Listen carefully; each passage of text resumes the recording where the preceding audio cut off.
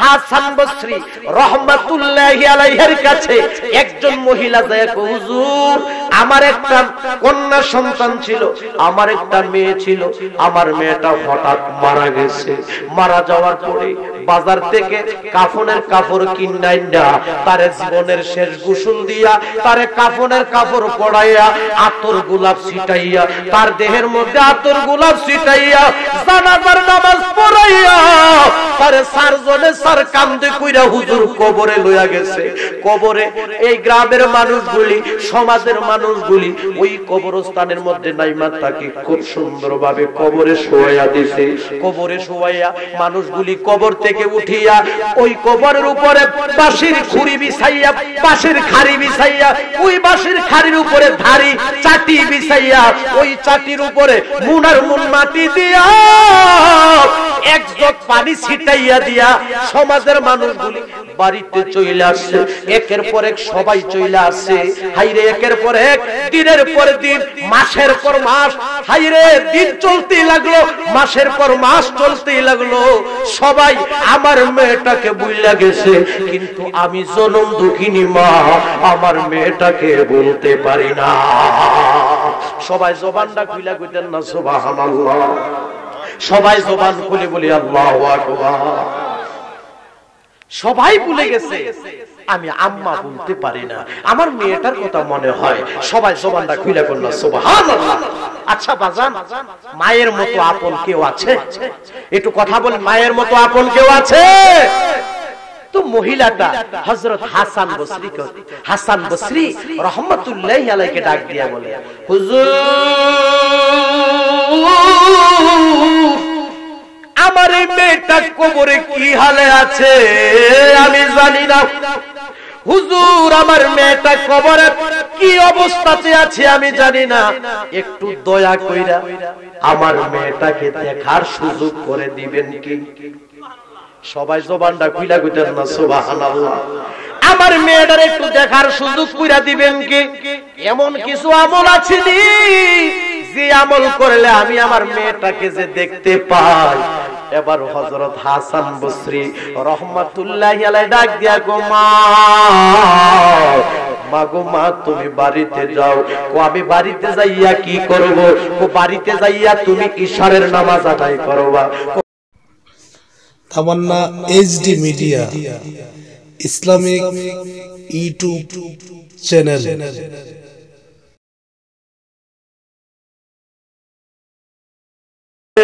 হইল তাদের ঠিকানা বলো কবর দেশে, হইল তাদের ঠিকানা।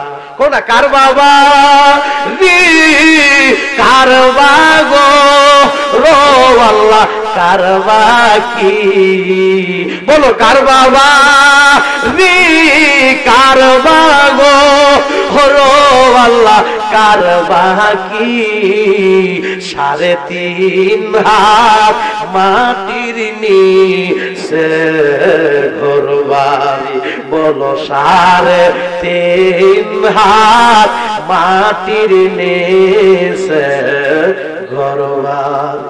বাজার আমাদের আসল বাড়িটার নাম কি? কথা কোন আসল বাড়িটার নাম কি? আমার আল্লাহ পাক রব্বুল আলামিন পবিত্র কুরআন শরীফে বলেন, আমার সাথে সাথে সবাই পড়ুন, বিসমিল্লাহির রাহমানির রাহিম, কুল্লু নাফসিন যায়িকাতুল মাউত। সবাই জবান খুলে বলুন আল্লাহু আকবার। বাজান সিদ্ধান্ত কার? একটু কথা বলুন, ঘোষণা কার? আমার আল্লাহ এই আয়াতে বলতেছেন প্রত্যেক প্রাণীকেই মৃত্যুর শ্বাস গ্রহণ করতে হবে। জোরে বলুন কথা ঠিক কি না? এখানে কি কেউ দাঁড়ায়া কই পারবেন যে আমি সারা জীবন থাকবো? আব্বা রাগ করেন না, এমন কিছু মানুষ আছে উগ্র মিজাজি সমাজে আছে না, তার চিল্লানের ঠেলা গ্রামের পূব মাথা থেকে চিল্লান দিলে পশ্চিম মাথা থেকে শোনা যাইতো। এখনো এমন কিছু লোক আছে বালা করে কথাও কইতে না।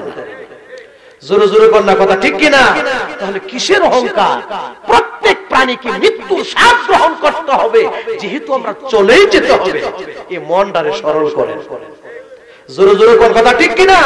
যেহেতু যাওয়ানি লাগবো, তাতে কোনো সন্দেহ। হারাম ছাইরা দেন, 5 ওয়াক্ত নামাজ পড়েন, কবরে যাওয়ার জন্য আপনি প্রস্তুত হয়ে থাকেন, কখন যে আপনার সামনে আজরাইল এসে খাড়া হয়ে যায়। জোরে জোরে কোন না বাজান কথা ঠিক কিনা?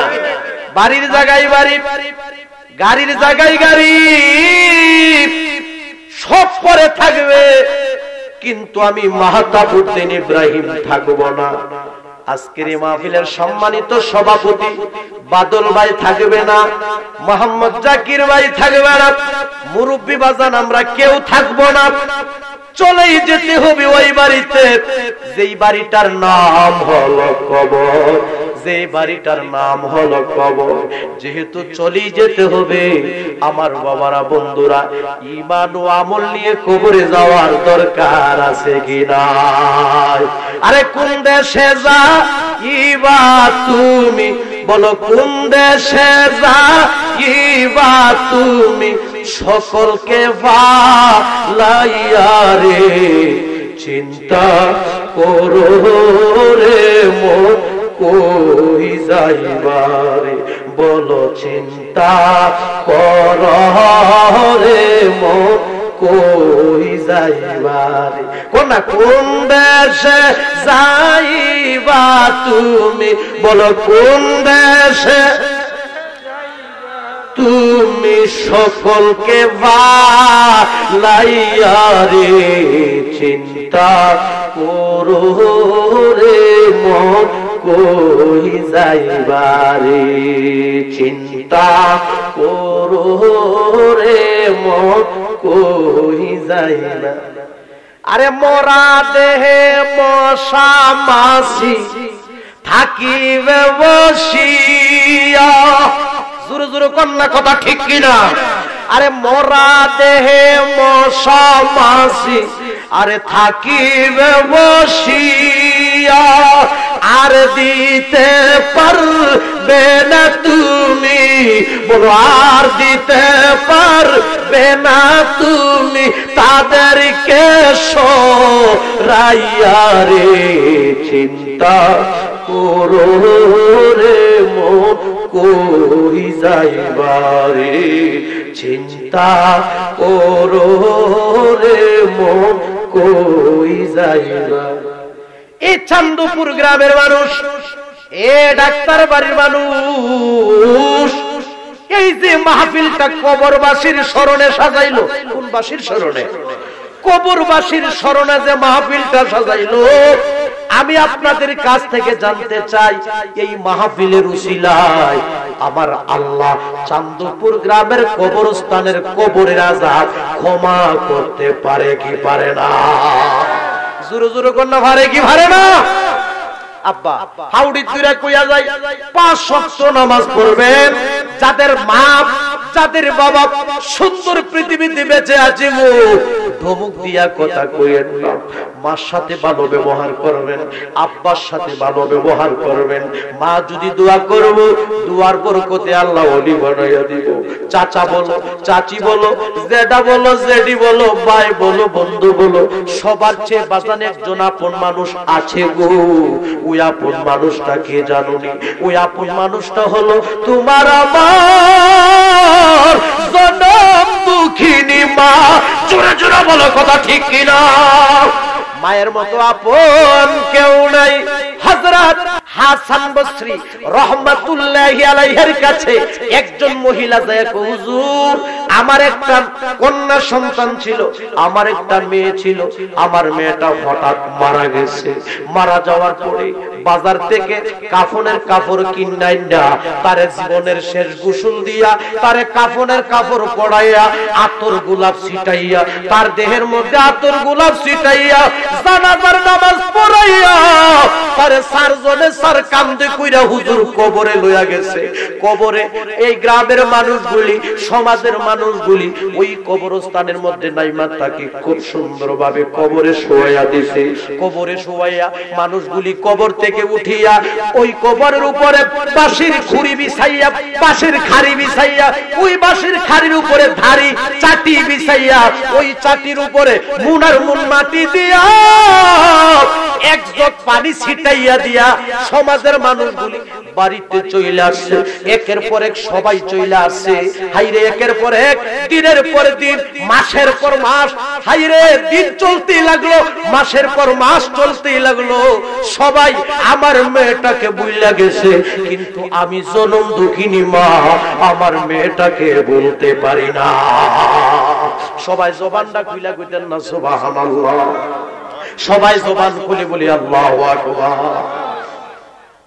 সবাই ভুলে গেছে আমি আম্মা বলতে পারি না, আমার মেয়েটার কথা মনে হয়। সবাই জবানটা খুলে বলল সুবহানাল্লাহ।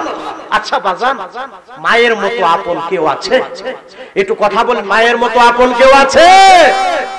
তো মহিলাটা হযরত হাসান বসরি, হাসান বসরি রাহমাতুল্লাহি আলাইহি ডাক দিয়া বলে, হুজুর আমার এই মেয়েটা কবরে কি হালে আছে আমি জানি না। হুজুর আমার মেয়েটা কবরে কি অবস্থাতে আছে আমি জানি না, একটু দয়া কইরা আমার মেয়েটাকে দেখার সুযোগ করে দিবেন কি? সবাই জবানটা খুইলা কইতেন না সুবহানাল্লাহ? আমার মেয়েটার একটু দেখার সুযোগ কইরা দিবেন কি? এমন কিছু আমল আছে নি যে আমল করলে আমি আমার মেয়েটাকে যে দেখতে পাই? এবার হযরত হাসান বসরি রাহমাতুল্লাহি আলাইহি ডাক দিয়া গো মা, মাগো মা তুমি বাড়িতে যাও। ও আমি বাড়িতে যাইয়া কি করব? ও বাড়িতে যাইয়া তুমি ইশারের নামাজ আদায় করবা। ও ইশারের নামাজ শেষ হলে আমি কি করব?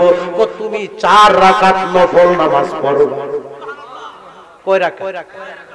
4 রাকাত নফল নামাজ পড়বা। প্রতি রাকাতে সূরা ফাতিহা একবার এবং সূরা তাকাসসুর পড়বে। এইভাবে তুমি 4 রাকাত নফল নামাজ আদায় করবে।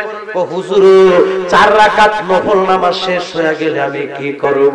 ও 4 রাকাত নফল নামাজ শেষ হয়ে গেলে মাগো মা তুমি খুব সুন্দরভাবে শুইয়া যাইবা। ও হুজুর আমি শোয়ার পর কি করব? ও শোয়ার পর যতক্ষণ পর্যন্ত তোমার চোখের মধ্যে ঘুম না আসবে গো, ততক্ষণ পর্যন্ত তুমি শুধু আমার নবীর মহব্বতে দুরূদ শরীফ পড়তে থাকবে। নারে তাকবীর, নারে রিসালাত, সুন্নি মহাসম্মেলন জিন্দাবাদ। সবাই জবানটা খুলে কইতেন আল্লাহু আকবার। বাজান মহিলাটা বাড়িতে গেছে, ইশারের নামাজও পড়ছে, 4 রাকাত নফল নামাজও পড়ছে। মহিলাটা বাজান শুয়াও গেছে। মহিলাটার চোখের মধ্যে ঘুম আসে না, মেয়েটার জন্য কাঁদে। ওই মহিলাটা আমার নবীর মহব্বতে শুধু আমার বাবারা দুরূদ শরীফ পড়া শুরু করছে। সবাই জবানটা খুইলা বলি সুবহানাল্লাহ। বাজান রে দুরূদ শরীফ পড়তে পড়তে পড়তে পড়তে ওই মহিলাটা বাজান ঘুমায় গেছে। ঘুমের ঘরে ওই মহিলাটা বাজান একটা স্বপ্ন দেখছে। হুজুর স্বপ্নে কি দেখছে? ওই মহিলাটার স্বপ্নে দেখছে ওই মহিলাটার কন্যার কবরে জাহান্নামের আগুন দাউ দাউ কইরা জ্বলতাছে। কিসের আগুন? কথা কয় না কিসের আগুন? ওই মহিলাটার কন্যার কবরে, মানে ওই মহিলাটার মেয়ের কবরে জাহান্নামের আগুন দাউ দাউ কইরা জ্বলতাছে। কবরে বাজান আযাব হইতাছে। বাজান রে কোন মা যদি দেখে মেয়ের কবরে আগুন, বাজান মার মনের জ্বালাটা বাড়ে না কমে? আরো জোরে জোরে কন্যা বাড়ে না কমে? গভীর মনোযোগ। ওই মহিলাটা স্বপ্নে দেখছে মেয়ের কবরে আযাব হইতাছে, মেয়ের কবরে জাহান্নামের আগুন দাউ দাউ করে জ্বলতাছে। মহিলাটা বাজান স্বপ্নে হইরা কান্দে। আমার বাবারা বন্ধুরা গাল বায়া বায়া পানি পড়তেছে। মহিলাটা মেয়ের জন্য কাঁদে। আমার বাবারা বন্ধুরা হঠাৎ করে মহিলাটার বাজান ঘুম ভাঙ্গা গেছে। মহিলাটার যখন ঘুম ভাঙ্গা গেছে বাজান স্বপ্ন তো বাজান শেষ হয়ে গেছে। জোরে জোরে কন্যা কথা ঠিক কিনা? ঘুমও শেষ, স্বপ্ন শেষ। আমার বাবারা বন্ধুরা রে ওই মহিলাটা স্বপ্নে দেখলেন মেয়ের কবরে আযাব হইতাছে, এই অবস্থা দেখলেন, ঘুম যখন ভাঙ্গা গেল, এই স্বপ্নে বইরা কিন্তু কাঁদছে মেয়েটার জন্য। আমার বাবারা বন্ধুরা, ওই মহিলাটা ঘুম ভাঙ্গার পরে বাজান একটা দৌড় দিছে। দৌড় দিয়া যাইতে যাইতে যাইতে যাইতে যাইতে যাইতে বাজান হযরত হাসান বসরি রাহমাতুল্লাহি আলাইহির কাছে গেলেন। যায়া আপনি আমাকে বলছেন ইশারের নামাজ পড়ার জন্য, আমি পড়ছি। আপনি আমাকে বলছেন 4 রাকাত নফল নামাজ পড়ার জন্য, আমি তাও পড়ছি। আপনি আমাকে বলছেন শুইয়া যাওয়ার জন্য, আমি শুইছি। শোয়ার পরে নবীর মহব্বতে দুরূদ শরীফ পড়ছি। দুরূদ শরীফ পড়তে পড়তে হুজুর আমি ঘুমায়া গেছি। মা তুমি ঘুমের ঘরে কি কিছু দেখছো? ও আমি ঘুমের ঘরে দেখছি একটা স্বপ্ন দেখছি। মা গো মা তুমি স্বপ্নে কি দেখছো? ওই মহিলাটা ডাক দিয়া কান্দা কান্দা চোখের পানিগুলি ছাইরা দিয়া, হুজুর আমি স্বপ্নে দেখছি আমার মেয়ের কবরে আযাব হইতাছে। কি হইতাছে? মেয়ের কবরে আগুন দাউ দাউ করে জ্বলতেছে। এবার ওই মহিলাটা হযরত হাসান বসরি রাহমাতুল্লাহি আলাইহিকে ডাক দিয়া কয়, হুজুর আমার এই মেয়েটা কবরের আযাব থেকে কিভাবে মুক্তি পাবে? আমার এই মেয়েটা কবরের আযাব থেকে কিভাবে রক্ষা পেতে পারে? আর এমন কিছু আমল থাকলে আপনি আমারে বলেন। আমার বাবারা বন্ধুরা, এবার হযরত হাসান বসরি রাহমাতুল্লাহি আলাইহি ওই মহিলাটাকে ডাক দিয়া বলে, মা তুমি একটা কাজ করো গো মা, বাড়িতে যাও। ও হুজুর আমি বাড়িতে যাইয়া কি করব? ও বাড়িতে যাইয়া তুমি তোমার এই মেয়েটার নামে কিছু দান সদকা কইরা দিবা। জবানটা খুলে কইতেন না সুবহানাল্লাহ। আচ্ছা, দান সদকা করাটা কি ভালো কাজ না খারাপ কাজ? কথা বলেন, ভালো না খারাপ? তো আজকে যে মাহফিলটা করতেছে অনেক টাকা খরচ হচ্ছে। মনে হয় যে তাবারুকের ব্যবস্থা আছে, আছে না? তাবারুকের ব্যবস্থা করেছেন। এই যে একটা ভালো কাজ করলেন, এই যে একটা দোয়ার মাহফিল করলেন, আমার বাবারা বন্ধুরা আচ্ছা বলুন তো কবরবাসীরা খুশি না বেজার? কথা কয় না, খুশি না বেজার? এমন বহু কোটি কোটি টাকার মালিক আছে কিন্তু একটা দোয়ার আয়োজন করতে পারে না। গভীর মনোযোগ, হযরত হাসান বসরি রাহমাতুল্লাহি আলাইহি বলেন, মা তুমি বাড়িতে যাইয়া তোমার মেয়েটার নামে কিছু দান সদকা করো। কি করো? দান সদকা করে দাও। মহিলাটা গিয়া ওই মেয়েটার নামে বাজান কিছু দান সদকা কইরা দিছে। সবাই জবানটা খুইলা কইতেন না সুবহানাল্লাহ। নাই রে মার মতো দরদি কেউ নাই রে, বলো নাই রে মার মতো দরদি কেউ নাই রে। আরে মার মতো দরদি কেউ, আরে বলো মার মতো দরদি কেউ এই সংসারে আপন নাই আমার কেহ নাই, আমার কেহ নাই রে দয়াল, আমার কেহ নাই, আমার কেহ নাই রে। আরে মার মতো দরদি কেহ, বলো মার মতো দরদি এই সংসারে আপন নাই আমার কেহ নাই, আমার কেহ নাই।